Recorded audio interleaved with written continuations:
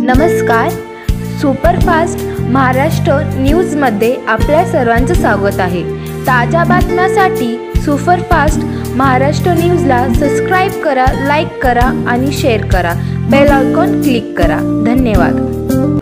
श्री विठ्ठल सहकारी साखर कारखान्याचे चेअरमन अभिजित आबा पाटील यांच्या माध्यमातून गेल्या 3 दिवसापासून विठ्ठल संरक्षण महोत्सव देगाव येथे सुरू असल्याने मन मंदिरा कार्यक्रमाची मेजवानी देगाव व पंचकृषीतील तमाम नागरिकांना देण्यात आली।